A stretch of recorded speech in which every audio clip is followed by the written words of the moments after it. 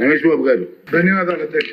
మా పెందుర్తి నియోజకవర్గంలో ఈ టిడ్కో హౌసెస్ 4368 ఇళ్లు శాంక్షన్ ఇచ్చాను గతంలో అధ్యక్ష. అయితే లబ్ధిదారులకు హ్యాండ్ ఓవర్ చేసింది మాత్రం 1056. మిగతా 2112 ఒక స్టేజ్లో, 1200 ఇల్లు ఒక స్టేజ్లో ఉన్నాయి అధ్యక్ష. దురదృష్టం ఏంటంటే ఇది మంత్రి గారి నాలెడ్జిలో ఉంది. మంత్రి గారు కొంత ఉపశమనం కూడా ఈ మధ్యన కలగజేశారు. కొంతమంది ఇళ్లలో దిక్కకముందే వాళ్ళకి లోన్ రావటం, లోన్ డబ్బు వాళ్ళకి రాకుండానే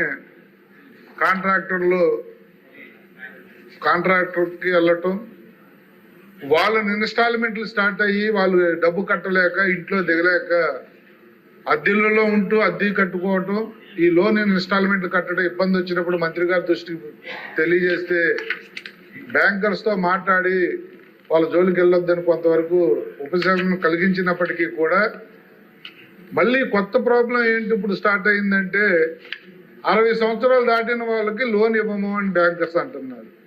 ఈ 10 సంవత్సరాలు ఈ కన్స్ట్రక్షన్ పూర్తవపోయేసరికి వాళ్ళ వయసు 60 దాటిపోయింది అధ్యక్ష. చాలా మందికి వాళ్ళకి ఇప్పుడు లోన్ ఎలిజిబిలిటీ లేదు.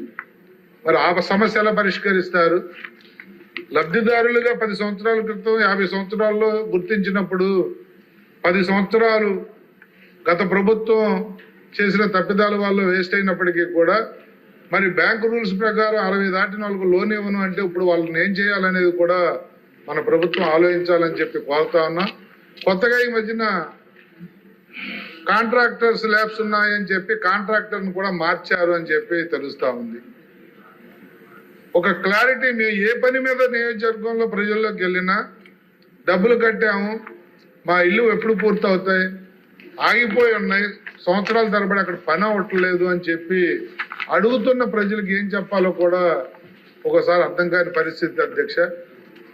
చేస్తామని చెప్తే అనుకున్న టైంకి అవ్వకపోవటం కానీ ఏదైనా దీన్ని టైం బాండ్ ప్రోగ్రాంలో పెట్టుకుని గౌరవ మంత్రి గారు ఎక్కువ అన్ని జిల్లాల్లో కూడా ఎక్కువ ఎక్కడైతే హౌసెస్ పెండింగ్ ఉన్నాయో ఆ జిల్లాల్లో రివ్యూ పెట్టుకుని పబ్లిక్ కూడా కొద్ది భరోసా ఇచ్చినట్లయితే ఈ ప్రభుత్వం మీద మన మీద కూడా నమ్మకం పెరుగుతుంది అధ్యక్ష. దయచేసి మంత్రి గారిని ఆ దిశగా ఆలోచన చేయమని చెప్పి మీ ద్వారా కోరుతా ఉన్నాను.